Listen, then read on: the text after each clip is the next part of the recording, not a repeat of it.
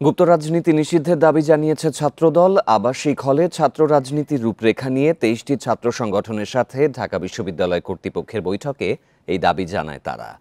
বৈঠকে ছাত্র শিবির থাকায় বয়কট করে ৩টি বাম ছাত্র সংগঠন। শিক্ষার্থী ও সংগঠন যেন মুখোমুখি না হয় সেই চেষ্টার কথা জানান উপাচার্য। বান্ডেল থাকলে প্রতি সেনমানিতে টাকা বাঁচবে। বিকাশ সেনমানি বান্ডেল কিনে জিতুন প্রতি লেনদেনে। শুক্রবার ঢাকা বিশ্ববিদ্যালয়ের হলগুলোতে ছাত্রদলের কমিটি দেওয়ার পর আন্দোলনে নামে শিক্ষার্থীরা। তাদের দাবির মুখে হলে রাজনীতি নিষিদ্ধ করেন উপাচার্য।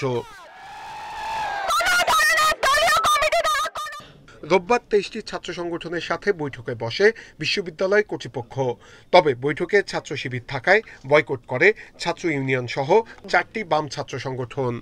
আমাদের ওয়াকআউট করার কারণ হচ্ছে যে বারবার করে ইসলামী ছাত্র শিবির যারা কিনা ৯০-এর যেই সামাজিক চুক্তি, সেই সামাজিক চুক্তি অর্থাৎ পরিবেশ পরিষদের আন্ডারে একটি নিষিদ্ধ সংগঠন, তারা কিভাবে করে কোনো ধরনের প্রক্রিয়া ছাড়া এই ক্যাম্পাসে নর্মালাইজড হয়ে গেল এবং এই ক্যাম্পাসের প্রতিটি প্রোগ্রামে তারা অংশগ্রহণ করছে। তবে ছাত্র শিবির বলছে তাদের বয়কটে কিছু আসে যায় না। একটা সংগঠন এরকম মতামত ব্যক্ত করে তারা বলেছে তারা থাকবে না। এটা নিয়ে আমরা আসলে বিচলিত নই। ফ্যাসিবাদ না হওয়ার জন্য, তাদের ক্ষমতা থেকে হটানোর জন্য আন্দোলন পরিচালনা করছিল। তখন এই নির্দিষ্ট গ্রুপটা আমাদের সেই আন্দোলনকে ক্রিমিনালাইজ করেছিল। তারা ক্রিমিনালাইজ করে এই আন্দোলনকে সন্ত্রাসী আন্দোলন আখ্যা দিয়ে 14 সালে আওয়ামী লীগকে এম্পাওয়ার করেছে এবং আওয়ামী লীগকে ফ্যাসিবাদ হইতে লং টার্মে এম্পাওয়ার করেছিল। হল ও একাডেমিক ক্ষেত্রে রাজনৈতিক কাঠামো চায় না বলে মত দেয় গণতান্ত্রিক ছাত্র সংসদ। আমরা তাদের দাবি দেওয়ার শ্রদ্ধা জানিয়েছিলাম। আমরা তাদের দাবি দেওয়ার পরিপ্রেক্ষিতে আমি বলেছি বাংলাদেশ গণতান্ত্রিক ছাত্র সংসদের পক্ষ থেকে তারা শিক্ষার্থীদের যে পালস তারা জানিয়েছিল যে তারা চায় না হলে এবং একাডেমিকের কোনো রাজনীতি চায় না। রাজনীতি ফিরে গেলে আবার দাসত্ব কালচারে ফিরে যাবে, আবার হচ্ছে গিয়ে কি গন্ডুম গেসুম কালচারে ফিরে যাবে।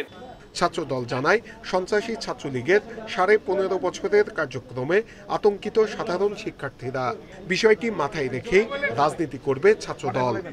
আমাদের 1 নম্বর এজেন্ডা ছিল যে আগামীতে কখনো ঢাকা বিশ্ববিদ্যালয়ে আর এই গুপ্ত রাজনীতি থাকা চলবে না। এই গুপ্ত রাজনীতি নিষিদ্ধ করতে হবে। কেউ যদি বলে যে আমরা আবারও আংশিক কমিটি প্রকাশ করব, করে আবারও একটি অংশ রেখে দেব মপতন্ত্র কায়েমের জন্য। উপাচার্য জানান শিক্ষার্থী ও ছাত্র সংগঠনগুলো যেন মুখোমুখি না হয় সেজন্যই সবার সাথে আলোচনা হয়েছে। এই ক্যাম্পাসে অন্তত যদি হল দিয়ে শুরু করতে চাই, হল পর্যায়ে, তারপর সম্ভব হলে ক্যাম্পাস পর্যায়ে আমরা রাজনীতির রূপটা কেমন হওয়া উচিত, শিক্ষার্থী বান্ধব রাজনীতির রূপটা কেমন হওয়া উচিত, এটা আমরা এই আলোচনাটা আমরা শুরু করেছি।